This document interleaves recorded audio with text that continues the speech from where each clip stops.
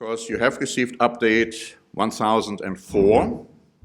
We just had the celebration, quote unquote, of update 1000. Now it's 1004. And we'll keep going. And a lot is happening. And so the updates are getting longer. My particular copy has about, let me just look at this, 22 pages, maybe more than that. And depends, of course, how your computer is set up. Maybe you have more pages. No, 26 pages, I'm sorry. 26 pages, so you might even have more. I don't know. But unfortunately, we are not making the news. We are just reporting it, because the current events is, of course, a large portion of the update. But we also have an editorial in this particular update written by Eric Rank, titled Calculating Profit. And you might have noticed that the Q&A in this update, which goes into 1 Timothy 4 and verse 8 about bodily exercise profits a little, go hand in hand. It goes hand in hand with the editorial. In fact, both kind of addressing the same subject from a different angle, because both ultimately talk about the fact that the priority is going to be right, and that our first priority must be of a spiritual nature. And both the editorial, talking about wealth and treasures, as well as the Q&A, talking about bodily exercise in comparison to godliness, of course, go into the same subject. Now, when we turn to the work section, we have a new Standing Watch program out, and also a German version about the pandemic of the unvaccinated. And as so often is the case, just looking at the views in the German version and then comparing it to the views of the English version, and the difference is tremendous, again, as usual. Again and again, I mean, the same program, same topic, but it looks like the German audience is awake. The American audience, well, not our audience, obviously, they are fine. But insofar as the overall spectrum is concerned, they are sound asleep. And I will talk about the sound sleepiness, if that's even a word, in a few minutes. We also have posted the sermon and the sermonette, both from the English and the German versions. Now, this brings me to the current events. And I don't want to take too much time today to go into what we have reported in the update, because I would assume that you all have read it, and so you're familiar with it. I'd just like to hit a few highlights in light of what happened subsequent to the update when we published it. But we say in our current events introduction that we begin reporting on the ongoing desire, especially by Germany and France, to create a sovereign United States of Europe, which we say will in turn be anything but democratic. And then we speak on the 20th anniversary of the euro and report on Austria's frightening dictatorship, which is being compared with developments prior to World War II, as well as frightening developments in Germany and France. In this context, please note our new Standing Watch program, which I just mentioned. We also speak on the danger of the Ethiopian war. Now, why would we bring that up? Well, because there is still a possibility, as the Bible indicates, that a controversy will occur between Ethiopia and Europe. And we also talk about China's hoarding of the world's grain, which the articles point out means higher prices and maybe even a shortage of grain in the world. We then talk about the dangers TikTok poses for our children. Now, this is not to say that every video which is posted there is bad. I mean, I understand most are kind of funny, but there is a danger involved. And so we are talking about this so that our children are not being indoctrinated by this Chinese-sponsored vehicle, believing in the wrong things. And we also talk about the insanity in Switzerland. If you want to know what the insanity in Switzerland is, you've got to read the article.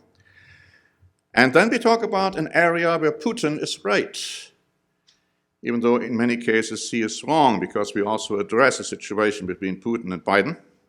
This phone call, which accomplished next to nothing, and the ongoing threats Russia is launching against Europe, NATO, especially focusing on Ukraine, Sweden, Finland, and now the latest situation regarding Kazakhstan, which I will talk about in a moment. And then we talk about the leading cause of death. Now, it's not COVID. Many people would like to tell you that. It's not even COVID by a long shot. Now, the leading cause of death is what? Now, if you have read the Q&A, you know, and the current events. If you don't, if you haven't read it, do an educated guess. It's abortion. Abortion is the leading cause of death, of murder, to be precise. We also talk about Dr. Fauci's quote-unquote clarification of his former lies. If you haven't heard that yet, read the article, and we'll talk about that in a moment too. And then the United States of America's division as never before in the recent past. And the last 2 years of America's terrible dictatorship. If you haven't noticed a terrible dictatorship happening in this country, I don't know where you are living. And then, of course, we are talking about deeply disturbing developments pertaining to governmental restrictions and mandates, to the coronavirus pandemic in Canada, United States. And then we address, of course, the historic, it's called historic, wildfires in Colorado. We are speaking on UFO sightings. And then Israel's possible intention to attack Iran, with or without Biden's support, and the ongoing desire to build the third temple, and then there is some discussion as to where exactly that might be built. And finally, the ongoing friction between American Jews and the state of Israel, which again is important to understand, because in the book of Zechariah we find that ultimately it will be Judah, amongst others, fighting against Jerusalem. So you might be asking yourself the question, how is that to be accomplished? Now, when it comes to some of the articles we published in the current events, I'd like to just point out that when it comes to Austria, this new year, 2022, not 2020, as Mr. Biden recently said, 2022, this year will also see Austria make the vaccine mandatory for all citizens, beginning in February. And if you're not vaccinated, you will be fined and potentially even imprisoned. Now, let me just point this out. You're going to get a document from the government saying that you have to be vaccinated. If you don't, a certain fine is going to be listed. You have 3 months or so to comply. If you don't, then you get another document with a higher fine. And on it will go. And the fines apparently are going to be very steep. Now that's Austria, as I will show you in a moment. Austria is not alone. Others will follow Austria's dictatorial, autocratic, Nazi-like example. And you might be surprised who all is going to be included in that category. In going through the update, as I said, there are some developments going on in Kazakhstan, and I want to just take the opportunity right now, before I go into what I really want to talk about today. I want to talk about the current situation in Kazakhstan. Now, of course, Kazakhstan, you might never have heard about it, or maybe haven't really focused on it too much. But an article in Deutsche Welle pointed out that Russia deployed 2,500 troops in a move that was widely condemned by Western nations. And then it says the importance of Kazakhstan for Russia can hardly be overstated. There has been speculation in both countries, Russia and Kazakhstan, for years about whether Russia might annex these territories in a manner similar to Ukraine's Crimean Peninsula. In any case, the unrest in Kazakhstan is a nightmare for Putin. The Guardian added that some heard eerie echoes of the so-called Prague Spring of 1968. You might vaguely remember that when Russia intervened and went into Prague and took over that country. And this article by The Guardian says that brings back that development and also the Soviet crushing of the Hungarian Revolution in 1956. Now, of course, they say there was kind of a treaty between Russia and Kazakhstan and other former Soviet countries, but ultimately they say the decision to intervene was almost certainly taken in Moscow. And so Putin wants to reestablish the Soviet Union. He made that very clear.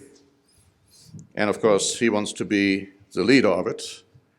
And it's very well possible that that is going to happen, sometimes with agreements, treaties, sometimes with violence and violent intervention. But ultimately, you will have another Soviet Union, and you will have a Soviet Union in collaboration with China. China, by the way, is looked upon as one of the most trusted allies of Russia. And of course, they will work together with other Far Eastern nations. And there you have the 200 million army, as it's mentioned in the book of Revelation, the kings of the East. And then there are other developments. Next week, there's going to be some meeting between Biden's people and Putin's people. And of course, Sweden is very concerned about it already, saying that, they are not going to listen to any demands by Russia when it comes to NATO. There is an article which was published this week saying that Biden is apparently willing to give up certain, or make certain concessions, I should say, when it comes to Russia and Russia's demands. Now, that was being denied this morning, so we'll see how that all is going to play out. But what I'd like to talk about today, and I think it's high time that I do, is a worldwide situation when it comes to the coronavirus restrictions. There's so much I could talk about. Actually, it's mind-boggling. What is also mind-boggling to me is the fact that the propaganda machine is being used in such a way that many people, most people, are believing it, including some in the church believing it. Some even have left us over issues like this, saying that we have become political because we are reporting on these issues. That's a dangerous thing to believe, a dangerous thing to say, because nothing could be further from the truth.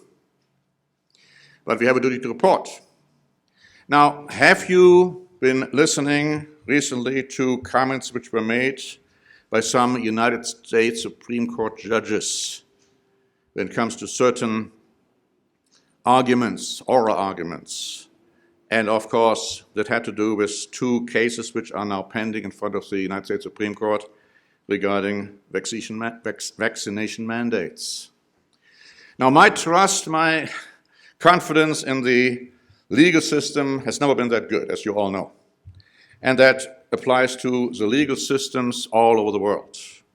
I've practiced law in Germany with great disappointment when I saw how things were being manufactured and decided. I've practiced law in the United States, and I've been even a witness of several cases, numerous cases, which were decided against the church, totally incorrectly decided.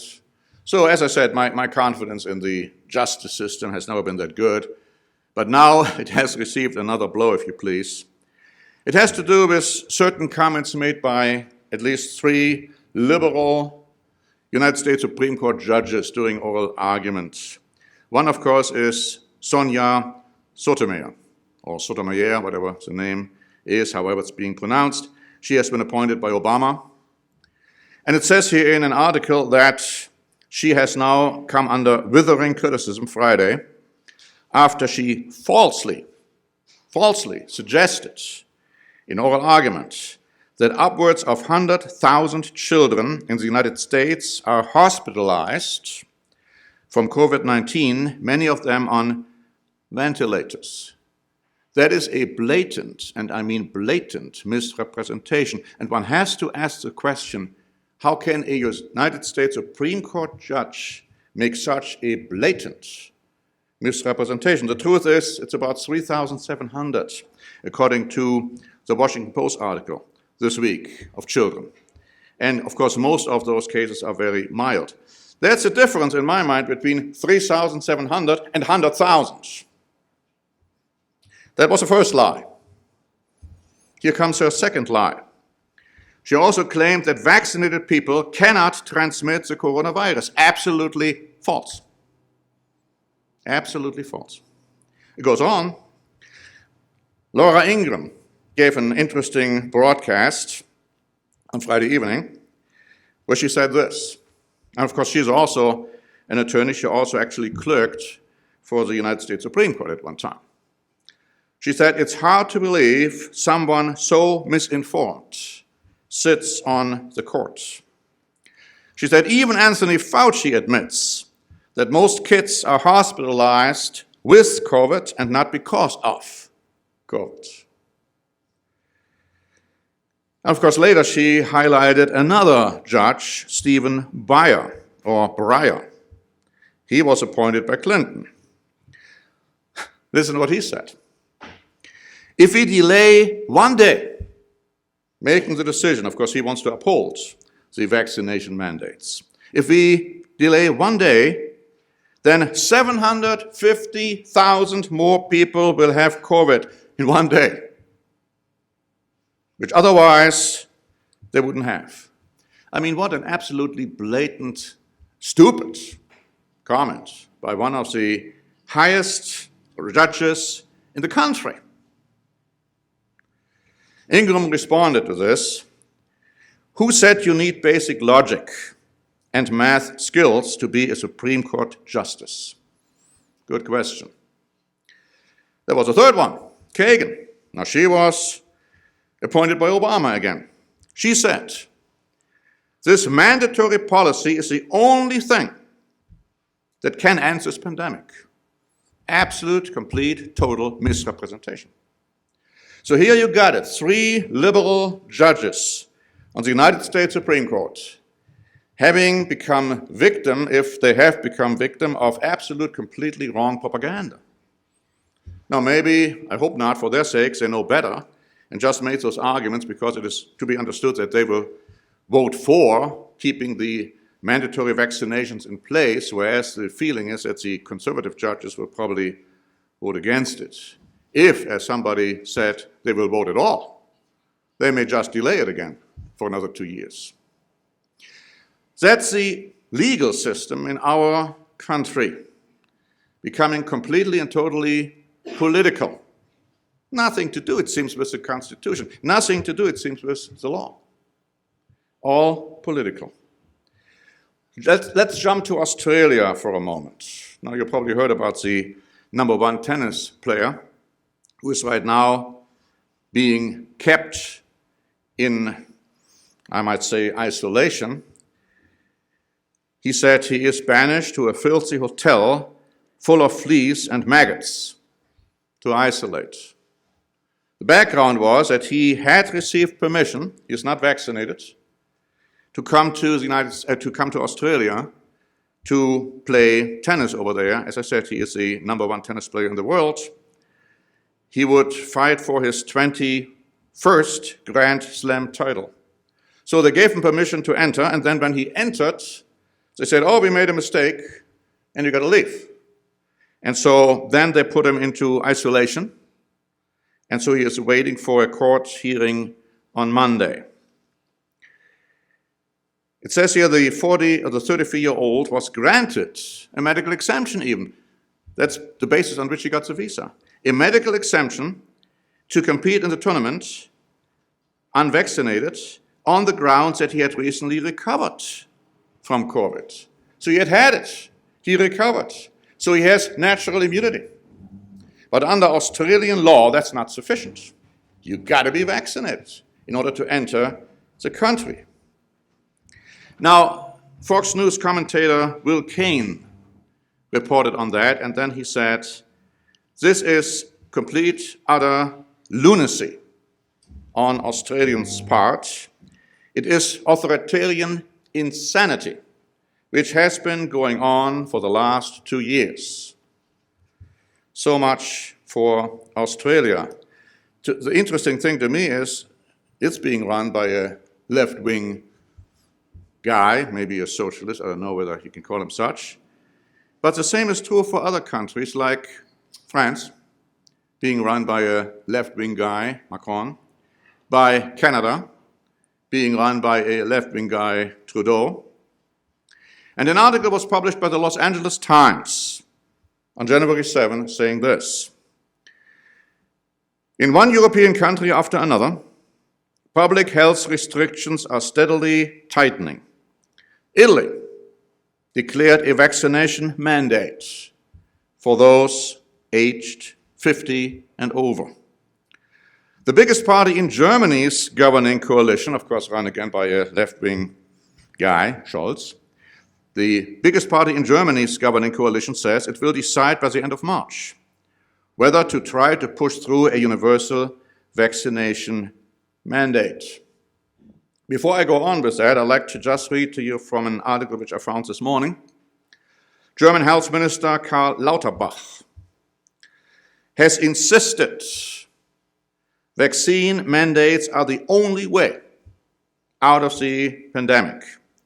Lauterbach said gaining immunity through infection was a dirty vaccination and not the solution. Another blatant lie. That's why I'm bringing this out to you. You're hearing lie after lie after lie.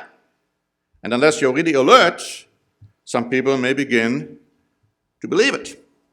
It goes on to say, mandatory vaccination is also important for the future variants that may still develop, he said. Omicron infection does not necessarily make one immune to the next viral variant. Lauterbach also warned of the possibility that a new, more dangerous variant could start spreading.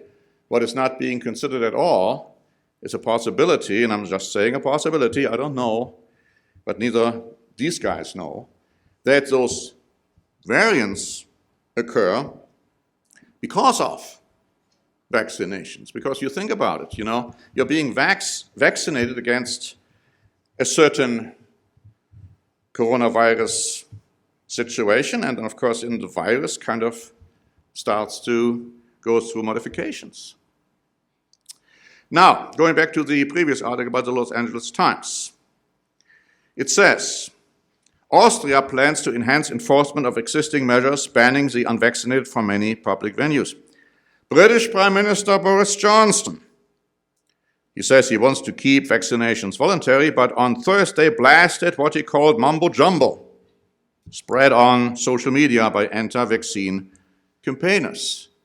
He said, don't listen to this mumbo-jumbo. The science has proven that the vaccinations are most certainly safe, and if they tell you something different, don't listen to it. That's Boris Johnson, the proverbial chameleon. Goes on to say, in Germany, many of those who have chosen to remain unvaccinated report feeling socially ostracized. As a result, many Germans, mindful of their history under communist and Nazi rule, are also squeamish about a prospective national registry of the vaccinated, saying that runs counter to the country's cherished data privacy laws. Also, yesterday, Germany decided foolishly, these are my words, the following, according to Deutsche Welle. Access to restaurants will be limited to people who are fully vaccinated or considered recovered, who can additionally provide evidence of either a booster shot or a current negative COVID-19 test. So the point is this: those who are not vaccinated, they can't even go to a restaurant. But even those who are vaccinated, they still have to either have a third booster shot or they have to show a current test. A current test means a test from the same day. Then you can enter a restaurant. The article goes on to say, the existing rule that private gatherings of vaccinated and recovered persons with a maximum of 10 persons are allowed will remain in place. But if you have one unvaccinated person there, you can only have a gathering of 2 households. Now, to top the irony, if you can call it such, it was now revealed by Focus this morning that Austria's Chancellor Karl Nehammer was tested positive with corona. He is in quarantine, even though he had been fully vaccinated with 3 shots, 2 and the booster shot, tested positive. Now you explain that. You explain that. Now, of course, if names mean anything, I don't know whether they do in this case. His name is Nehammer.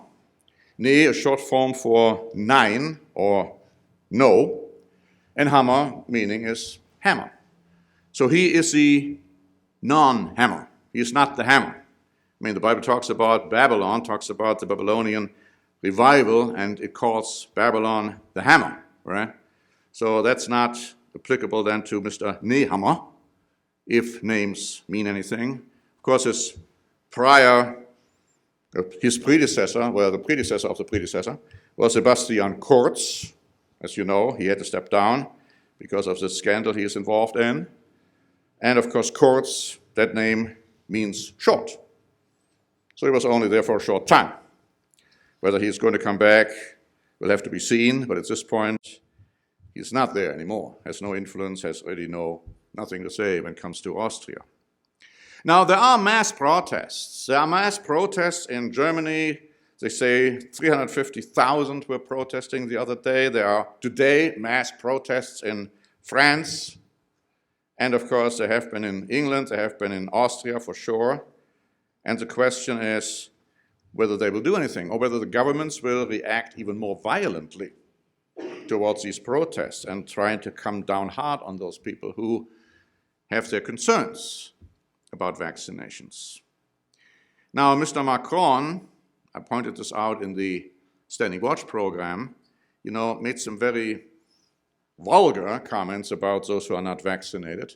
Today he again said, no, I totally stand up by my comments, and repeated actually pretty much what he had said earlier. Of course, we have to understand one thing. I mean, he is fighting for re-election. And so he has a sense that most people in France probably would apply and approve and agree with what he was saying. The same is true with Mr. Trudeau in Canada. He is looking for re-election, and so he made some ridiculous statements about the unvaccinated. And right now he had a fit too again when some people chartered a private plane, and then on the plane they had a kind of a party, and of course he just made all kinds of bad statements about these people. So this is what's happening in the world insofar as this is concerned. But that brings me now to another little issue here, which I believe we should also take note of, and that is January 6, the anniversary of January 6, as you probably might have seen this quote-unquote memorial service, if you can call it such, and all the Democrats were there. Of course, nobody from the Republicans was there except for Mrs. Cheney and her father, Dick Cheney, and one other rhino. And it's interesting how the Democrats suddenly embraced Mr. Cheney as being there and were happy about him. We were going to have an article in the next update about Cheney's absolutely controversial role, and he is looked upon as one of the worst, if not the worst, vice president in the history of the United States of America, and there are reasons for that. But anyhow, he was there now as well, and so was Mrs. Cheney. And of course, Mr. Biden gave a very divisive speech about this whole situation, and of course regarding Mr. Trump. And Mr. Trump came right back and blasted Biden. And I felt that was rather interesting because recently Mr. Biden made a comment congratulating or thanking Mr. Trump for the vaccines which he had developed speedily. And Mr. Trump came back saying, well, now he said some positive statements about me, so it's going to be hard for me to say anything bad about him. He also angered a lot of his supporters, Trump that is, by suggesting everybody should get vaccinated, and he probably lost a lot of votes in the process, listening to controversial figures like Bill O'Reilly, giving him bad advice. And we'll have to see how that all is going to turn out. But when it comes now to the Biden-Trump situation, I mean, the peace treaty is over. Now they become both extremely hostile towards each other as they have been before, and so the division is continuing. It's not going to get any better. Of course, we never expected it to get any better. It's getting worse and worse and worse. As I said earlier, the country is divided as never before in the history of the United States since the Civil War. And so when you look at this sham committee they have put together to develop some kind of a concept as to what happened in January 1 year ago, a committee consisting strictly of Democrats and 2 rhinos, is definitely a joke if you really think about it. And whatever the outcome is going to be, it's not going to convince anyone who has been of a different opinion before. It will only increase the division in the country. And all of these things are leading towards attempts in the United States to make a dictatorship out of this country, perhaps leading to civil war. I mean, we've said that before as a possibility. But we also see the dictatorship development around the world. I mentioned Australia, I mentioned Canada, I mentioned France, Austria. I could add New Zealand. Of course, you could also add countries like Thailand, and other countries with ridiculous restrictions. But you see, why is this happening? Who's behind it? There is a force out there, most people don't believe in him. It's Satan's the devil. And Satan's attempt is and desire is to destroy mankind and to enslave mankind. And so he has the power over this world. It says he is the ruler of this world. He has the power to give authority to whomever he wants. And Christ didn't deny that. Satan still has his throne here on earth. And he is using as his tools those whom he can use the best to bring about his plan. And that's what we need to understand. What we are seeing today is in fulfillment of Satan's plan. Now, of course, God allows it for his purpose. But it's in fulfillment of Satan's plan to bring about a situation where when finally the beast power rises in Europe, people will follow that power and that leader. And it's not just Europeans. It says the whole world will follow him, adore him, worship him, glorify him as the one who's bringing solutions. That's what's happening. People are already being brainwashed to an extent which 2 years ago nobody would have thought possible. When United States Supreme Court judges echo the propaganda which is being perpetrated by the liberal mass media and other politicians. That's where we are, brethren, and I believe it's getting worse and worse and worse, and we haven't seen anything yet when it comes to the development in 2022 and beyond.